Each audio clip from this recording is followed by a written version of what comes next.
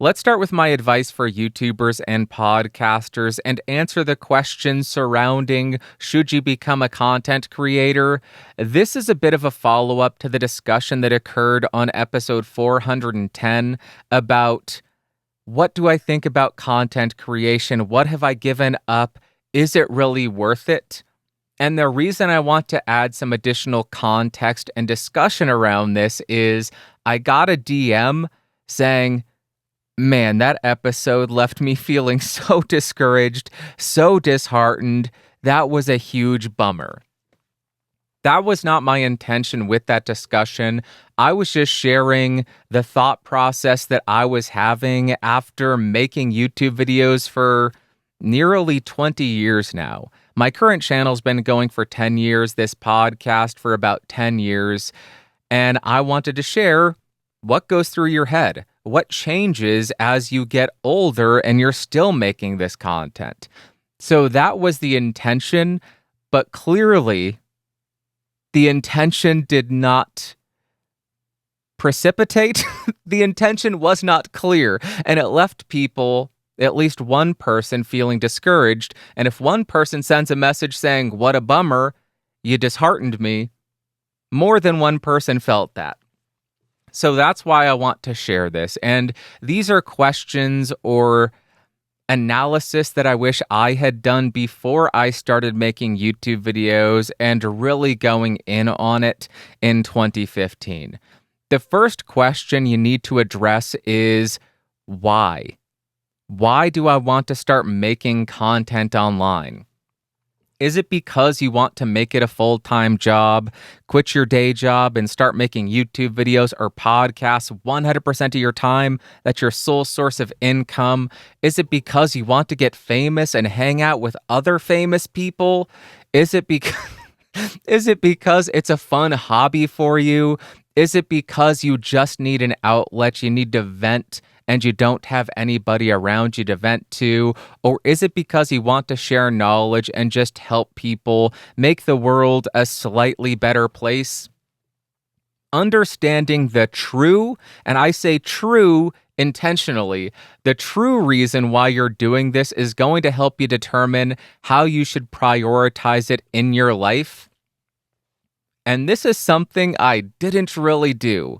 I never considered the prioritization of different aspects of my life. I went to my day job, then afterwards I would just do YouTube, do podcasting.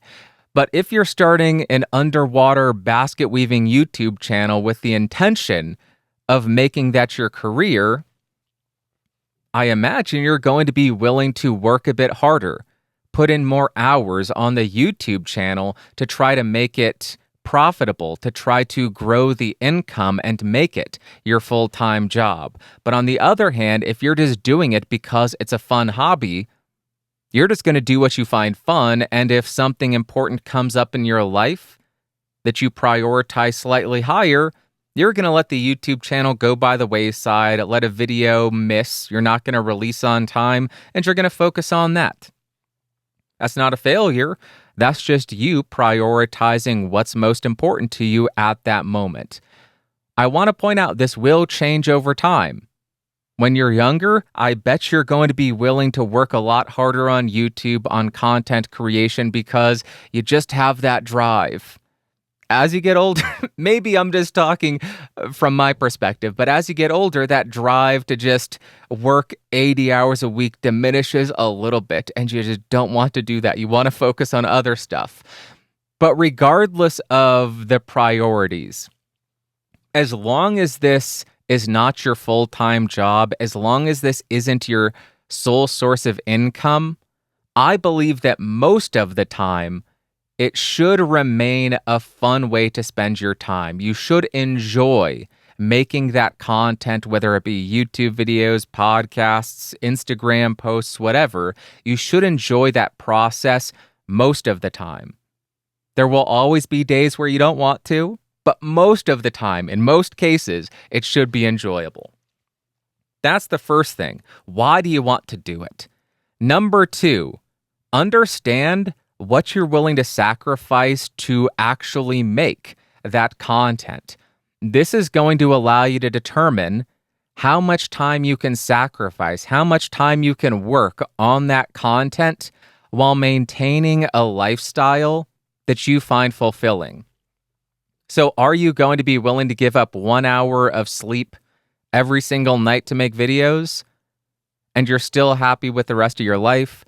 Are you going to give up going to the bar with your friends every Thursday and Friday so you get 4, 5, 20 hours? Maybe you gain 48 hours because you didn't get in that bar brawl and now you're not locked up in county. Whatever it may be, maybe that's something you're willing to give up. Are you willing to give up gaming to work on videos? Are you going to be okay foregoing dating to make online content? After you've answered that, now you have a general idea of how many hours each week you have to play with in terms of creating content.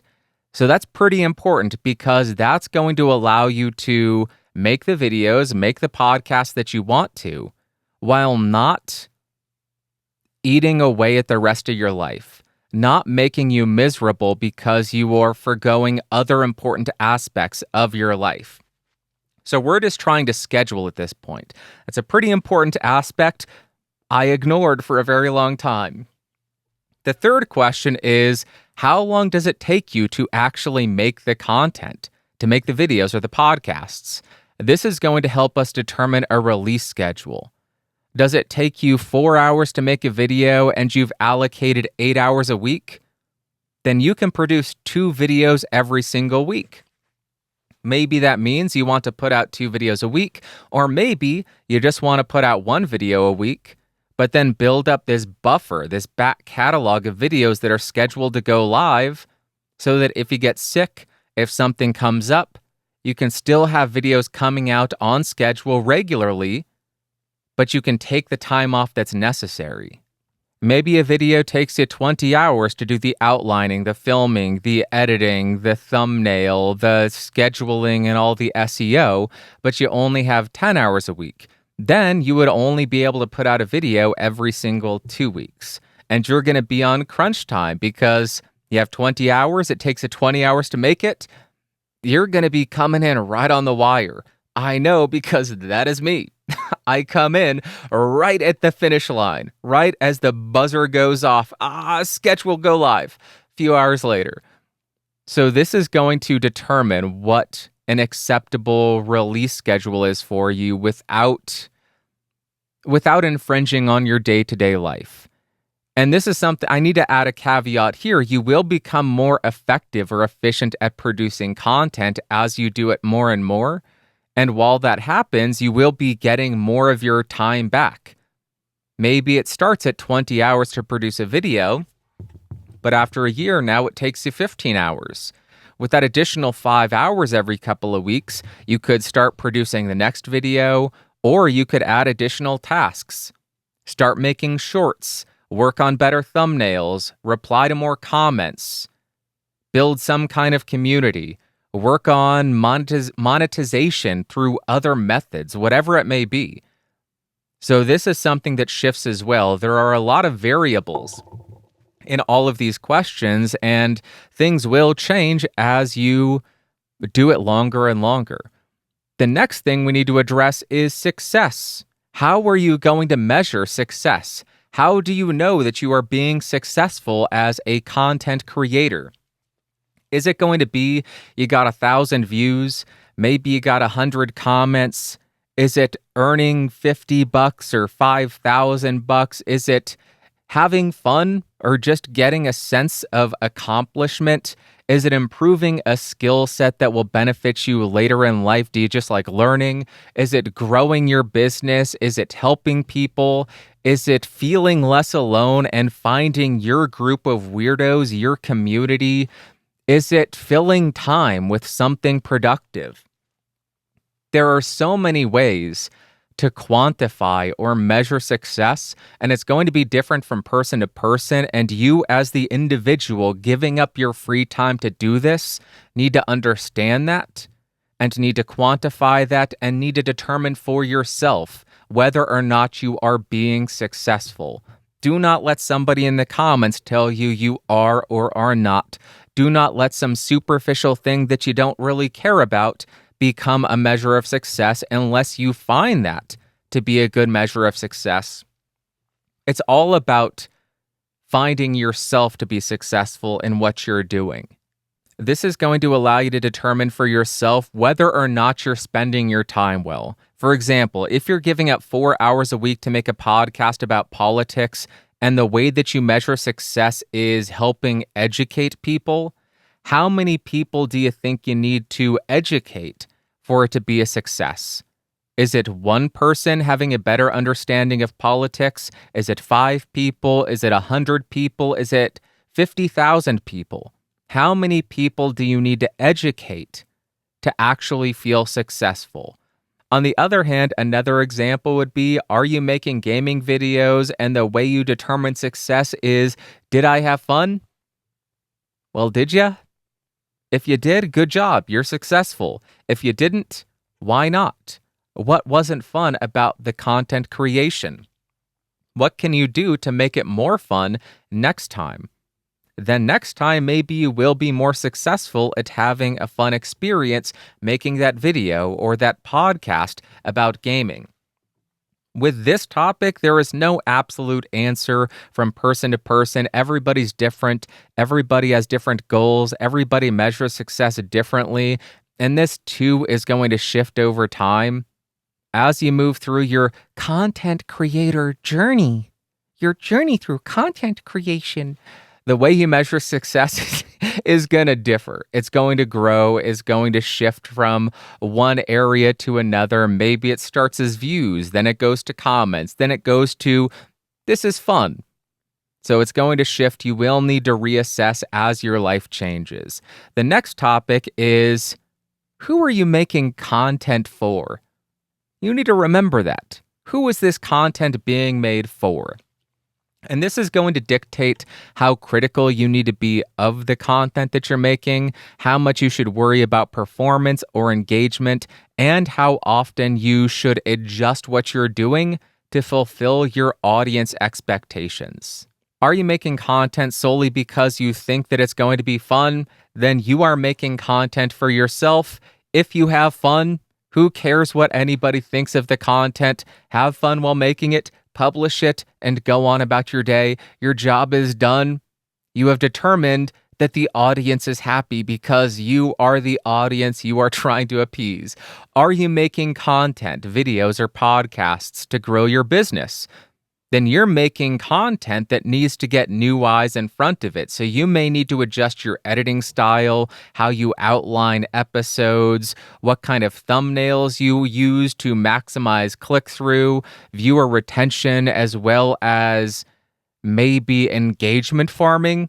Hey, make sure to smash like and subscribe and share it around, whatever you do. You're going to have different ways that you need to adjust the content to meet your desired goal, your desired audience. Growing your business requires new eyeballs, so you're going to need to prioritize certain things with your content. Another example would be, are you making educational content? In that situation, you are making content for individuals who are looking for answers to very specific questions. The way you could very easily fulfill your audience expectations is look at the feedback that you get. Look at the comments, the tweets, the emails. Do you get the same question over and over and over again? Your job is done. Include that question going forward. Answer that question. Address that issue. Hey, how does this reject keyboard noise? I don't know. Let me test it in every single one of my reviews. Hey, how does this sound 4 feet away? I don't know. That seems silly, but I will move 4 feet away from the microphone and test it every single time. The reason I have all the tests that I do in my microphone reviews is user feedback, viewer feedback saying, hey, here's a situation that I want to know how this microphone performs. And I got enough requests for each of those tests that I started including them. So those are a few examples of how you can adjust the content to fulfill your audience's expectations. And that's going to differ depending on why you're making content. Next, you need to ask yourself, this is a really important one. Are you happy? Not with life in general, but are you happy doing this? Are you happy making the content? Are you happy with the decisions you are making with your content, with the videos, the podcasts, with the monetization, with everything surrounding publishing something? I don't think you should quit if you have a bad week or month, because there will be fluctuations. And if you do this long enough, if you make content online long enough, you will make the decision. I don't want to say you will have to, but you may make the decision to show up even when you don't want to. You may have had a long day at work and you want to sit on your butt and do nothing other than watch Terminator, which you've been trying to do for 3 weeks at this point, and you still haven't been able to do it. But you make that decision. You don't have to, because there's always that choice. But you make the decision to show up because you find fulfillment in making those videos. But if you find content creation to have become this constant source of negativity, it's super draining on you and it just makes you miserable, maybe you need to reassess how you're thinking about content creation, shift from, this is going to be my full-time job, to, this is just a fun hobby for me. Maybe you need to reassess or adjust how you're producing the content. Are you spending 40 hours on a video and it is just weighing on you? Maybe lower the production quality and make the videos a bit more fun for you, a bit more off the cuff, a bit more spontaneous, or reduce the release schedule. Maybe you just need to take a break from it. Something that I have found tremendously helpful is deleting the YouTube Studio app off of my phone so I don't have constant access to it, because that app can be the bane of of YouTubers' existence. This video is 10 out of 10 worst performing. That'll eat you alive. So adjust how you interact with content creation. Take a break from it. Take a month off. Don't look at the analytics. Just log in, upload, schedule, move on.